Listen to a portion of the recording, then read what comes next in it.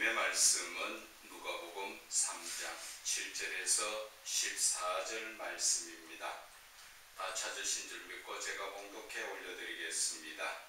요한이 세례를 받으러 나오는 무리에게 이르되 독사의 자식들아 누가 너희에게 일러 장차 올 진노를 피하라 하더냐. 그러므로 회개에 합당한 열매를 맺고 속으로 아브라함이 너희 조상이라 말하지 말라. 내가 너희에게 이르노니 하나님의 능히 이 돌들로도 아브라함의 자손이 되게 하시리라. 이미 도끼가 나무 뿌리에 놓였으니 좋은 열매 맺지 아니하는 나무마다 지켜 불에 던져지리라. 무리가 물어 이르되 그러면 우리가 무엇을 하리이까? 대답하여 이르되 옷 두 벌 있는 자는 옷 없는 자에게 나눠줄 것이요 먹을 것이 있는 자도 그렇게 할 것이니라 하고 세리들도 세례를 받고자 하여 와서 이르되 선생이여 우리는 무엇을 하리이까 하매 이르되 부과된 것 외에는 거두지 말라 하고 군인들도 물어 이르되 우리는 무엇을 하리이까 하매 이르되 사람에게 강탈하지 말며 거짓으로 고발하지 말고 받는 급료로 족한 줄로 알라 하니라. 아멘. 회개에 합당한 열매를 맺으라는 제목으로 은혜를 나누고자 합니다. 오늘 이 본문의 말씀을 보면은 세례 요한이 요단강가에서 지금 회개에 대한 세례를 베풀고 있습니다. 3절에 보면은 요한이 요단강 부근 근처에 부근 각처에 와서 죄 사함을 받게 하는 회개의 세례를 전파한다. 자, 이제 하나님 나라가 가까이 왔으니까 여러분들이 세례를 받으라. 그 세례는 바로 회개하는 세례로서 회개를 해야만 죄 사함을 얻을 수 있다 하는 그런 부르짖음으로 하나님의 나라를 선포를 하고 있지요. 오늘 이때에 많은 무리들이 나오는데 그 무리들이 보면은 하나님을 즉 예수 그리스도를 믿는 믿음에서 세례를 받으러 오는 것이 아니라 야 하나님 나라가 가까이 왔대. 저 세례 안 받으면 혹시 지옥 갈지 모르니까 우리 빨리 가서 세례 받자 하면서 무리들이 몰려 나오는 그러한 진실된 회개가 아니라 어떻게 됐든 세례만 한번 받는 표시만 받아도 우리가 천국 갈 수 있겠느냐 그러한 생각으로 세례 요한에게 나오니까 세례 요한이 뭐라 합니까? 독사의 자식들아. 독사의 자식들아라는 것은 독사는 아주 독한 뱀이죠. 그런데 성경에는 보면은 독사를 뱀, 그것도 옛뱀이라고 나옵니다. 옛뱀이라는 것 자체는 아담 하와 시절에 있었던 그 당시의 뱀을 이야기하죠. 그 당시의 뱀이 누굽니까? 사단이잖아요. 그 사단의 자식들아. 그 이야기는 죄를 짓고 사는 그 후손들아. 그 이야기를 하는 것입니다. 그리고 그들에게 누가 너희에게 말했더냐? 가서 세례를 받으라고 누가 가서 이야기했더냐? 너희들이 와서 세례 한번 받는다고 장차 올 진노를 피할 수 있다고 생각하느냐? 진실된 세례를 받아라. 그 진실된 세례라는 것은 바로 회개를 하는 세례. 회개로 말미암아 죄사함을 받는 그러한 세례를 받아야 되는데 그저 형식적으로 머리만 내밀고 교회만 들랑거린다고 천국 가느냐 그 이야기를 하는 거예요. 오늘 우리가 이 말씀 가지고 내 자신을 한번 돌아봐야 돼. 제가 오늘도 교동문을 읽다가 하나님이 마음이 울컥하게 해주셔서 눈물이 핑 돌았는데 내 자신을 돌아보니까 정말 나는 하나님을 찾고 있는데 하나님은 응답하지 않는 그러한 모습일 것 같은 게 며칠 지났어요. 그래서 내가 무슨 죄가 있었을까? 그러면서 한 2, 3일을 하나님 앞에 죄를 회개하면서 또 내 죄가 무엇인지를 하나님 앞에 깨닫게 해달라면서 하나님 앞에. 그리고 제발 하나님 저 좀 만나 응답 좀 해주세요. 어제도 그렇게 기도하다 보니까 뜨거운 줄도 모르고 있다 보니 온몸이 너무 다 화상 입을 정도로 기어가 왔었어요. 참 하나님과의 관계가 멀어지면 이 세상의 것 아무런 그게 의미가 없어요. 저는 어제 그걸 느꼈어요. 내가 하나님과의 관계가 회복되지 못하면 이 세상의 것 온 천하 세상 다 준들 뭐예요? 그래서 예수님은 뭐라 하셨습니까? 어린아이를 보라는 것이지. 너희도 저 어린아이와 같이 되지 않으면 천국을 볼 자가 있느냐 이야기하셨지요. 어린아이가 엄마 손을 붙들고 나가다가 엄마 손을 놓쳐서 잃어버린 미아가 됐다고 생각해봐요. 파출소나 경찰서에 있을 때 그 아이가 장난감이나 맛있는 거 주면 안 웁니까? 그 어린아이에게는 오직 엄마만 있으면 된다는 것이죠. 그 외에는 아무 것을 다 줘도 울음을 그치지 않습니다. 그러나 그 엄마가 오면 그 품에 안겨서 훌쩍거리며 눈물을 그치는 것 보세요. 우리에게도 바로 찾아야 될 분은 엄마 같은 바로 하나님이라는 것입니다. 우리에게도 하나님이 계시지 않으면 이 세상 천하 만물 다 가진들 아무 소용이 없고 즐거움이 없다는 것입니다. 제가 과거에 그랬어요. 엄청난 부를 누렸지만 매일 자고 일어나면 눈만 뜨면 왜 그랬을까? 정말 하나님을 알지 못했을 때 그 당시에는 회개라는 것을 깨닫지 못하고 왜 그렇게 바보같이 살고 있을까? 그러면서 또 저녁 시간 되면 똑같은 죄를 범하더라는 것입니다. 그러나 아무리 많은 걸 가졌어도 하나님이 없는 세상은 정말 잘못 살고 있는 세상이라는 거죠. 하나님을 알지 못하는 비기독교인이나 무신론자들이나 그들은 이야기합니다. 잘 사는 게 뭐냐? 세상에서 부귀영화를 누리는 게 잘 사는 거라고. 천만의 말씀이에요. 나라는 사람에 대해서 본질을 알지 못하다 보니까 세상에서 부귀영화가 잘 사는 줄 알고 있다는 것이죠. 얼마나 안타까운 모습이에요. 나라는 본질은 잠시 후면은 하나님 앞에 가서 영원히 살아야 되는 나 자신을 알지 못하다 보니 이 땅에서 천년만년 살 줄 알고 여기에서 누리는 이 부가 그렇게 잘 사는 걸로 알고 있다는 것이죠. 아니에요.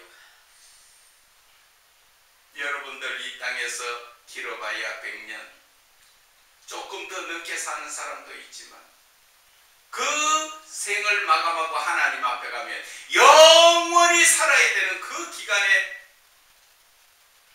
내가 하나님 앞에 심판대에 설 것이냐 아니면 하나님 앞에 칭찬받으며 찬양하며 살 것이냐를 우리는 생각해야 되는 것입니다.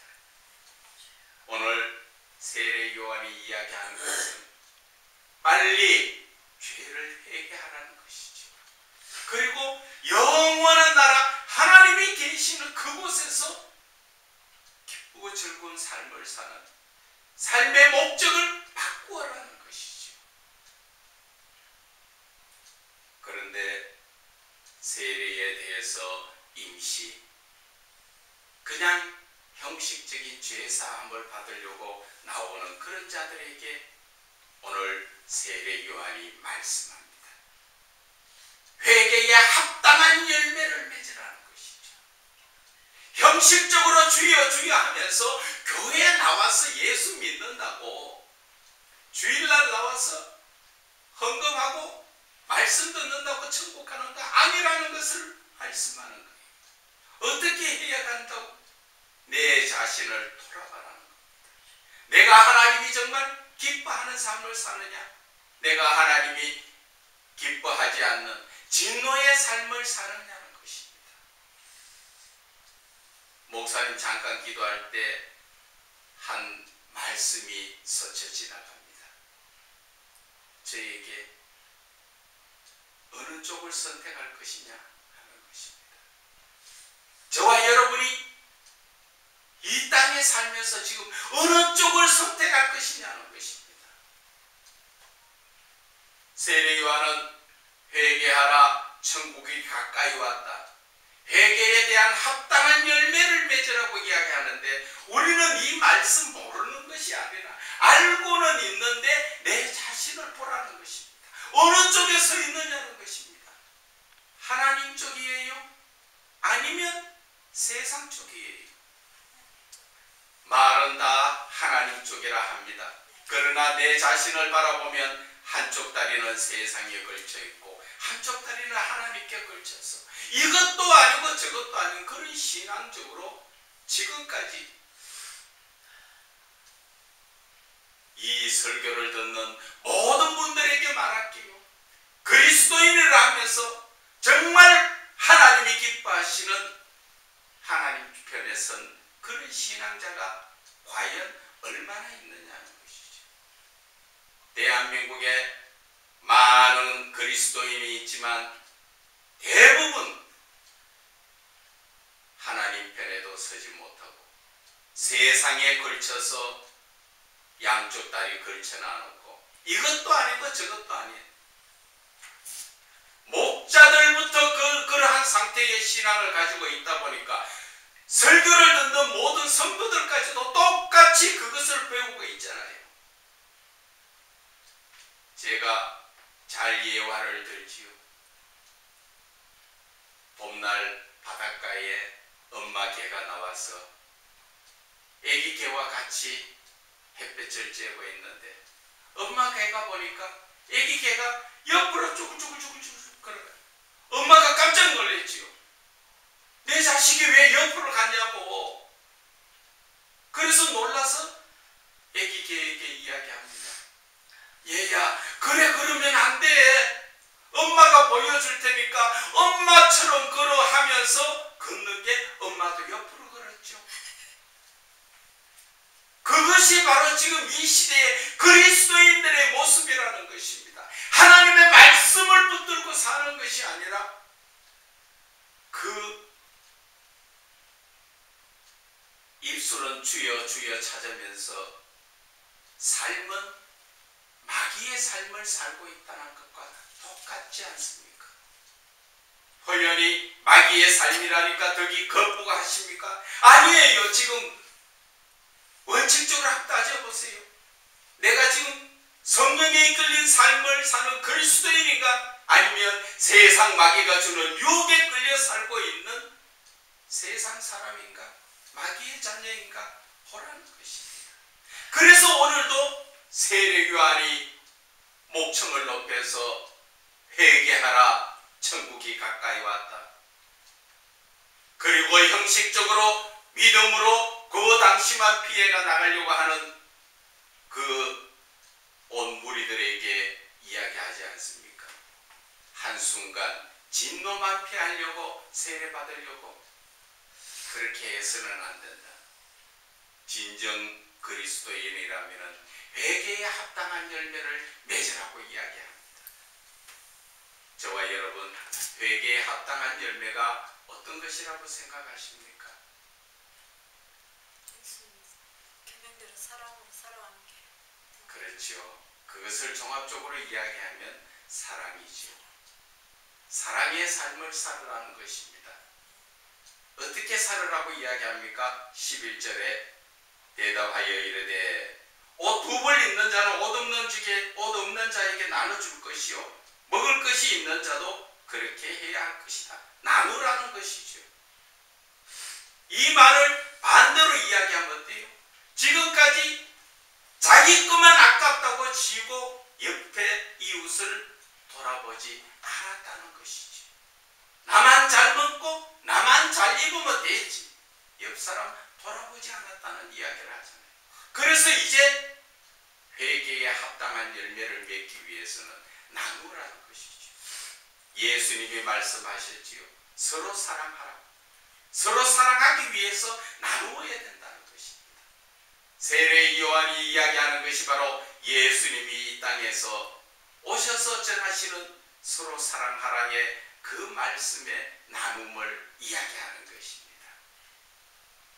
그것이 바로 회개에 합당한 열매라는 것입니다. 두 번째 13절에는 보면은 뭐라 합니까? 그 세리에게 부과된 것 외에는 거두지 마라. 그것은 사랑 안에서 정직하라. 그 이야기입니다. 서로 사랑하면은 정직한 삶을 살아라.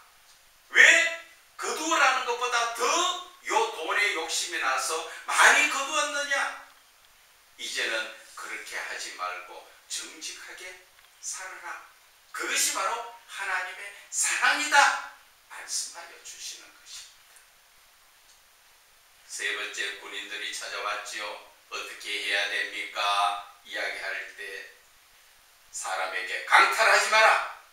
그리고 거짓 고발하지 말고 네가 지금 받고 있는 것으로 만족해라는 것이죠. 이 말을 뒤집어 보면은 군인들이 어떻게 했습니까? 자기가 탐나는 거 있으면 윽박질러서 무력으로 강탈해가 빼앗았죠. 그리고 그것을 빼앗기 위해서 거짓말합니다. 저 사람 지금 내 거 가지고 훔쳐갔습니다. 저 사람 사기쳤습니다. 가만히 있는 사람한테 그렇게 거짓 고발을 해서 그 사람하고 합의를 봐서 돈 뺏어내는 그러한 잘못된 삶을 살고 있었기 때문에 오늘 세례 요한이 군인들에게 이제 거짓 고발하지 마라. 그리고 남의 거 빼앗지 마라. 사는 삶에서 네가 나라에서 주는 월급만 해도 당연하니까 그렇게 살아라. 오늘 이 말씀이 전하다 보니까 이 시대 국회의원들 생각나죠. 나라에서 주는 것만 해도 감사한데 여기저기 모습으로 많이 돈에 유혹에 걸려서 그 길을 따라가죠. 그래서 오늘 세례 요한이 사랑한다면, 이웃을 내 몸같이 사랑한다면 그럴 수 없지 않느냐는 것이죠. 내가 가지고 있는 것까지도 오히려 그것을 나누어야 될 그러한 정도의 삶을 살아야 된다는 것입니다. 그래서 오늘 세례 요한은 우리 이야기합니다. 이제는 삶이 바뀌어야 된다. 왜? 예수를 믿는다면은 이제 그 과거에 잘못된 죄악된 삶에서 벗어나서 하나님의 말씀대로 살아가는 그 삶. 예수님께서 내 이웃을 내 몸같이 사랑하라 말씀하신 그 말씀처럼 내 이웃을 위해서 나쁘거나 악하거나 했는 것을 하는 것이 아니라 내 가진 것을 하나님의 사랑으로 나눌 수 있는 그 삶을 사는 것이, 그것이 바로 회개한 자의 합당한 열매라는 것입니다. 그런데 우리는 회개를 해놓고 그러한 삶을 사느냐는 것입니다. 그러한 삶을 살지 못하는 자는 아직까지도 세상과 하나님 사이 중간에 걸쳐서 이게도 좋고 저게도 좋고 모든 것을 죄도 합리화시키려고 하고 있는 그러한 잘못된 믿음을 가지고 있다는 것을 우리는 깨달아야 합니다. 이제 저와 여러분은 어디에 설 겁니까? 하나님의 편에 설 것입니까? 아니면 세상 편에 설 것입니까? 모세가 하나님 앞에 가서 돌판을 받아올 때 밑에서 아론과 그 무리들이 범죄를 했지요. 모세가 빨리 내려오지 않는다고 아론을 통하여 금송아지를 만들어 놓고 그것을 보고 뛰어놀 때 모세가 화가 나서 그 돌판을 던지면서 무리들에게 이야기했습니다. 너희들이 어디에 편에 설 것이냐?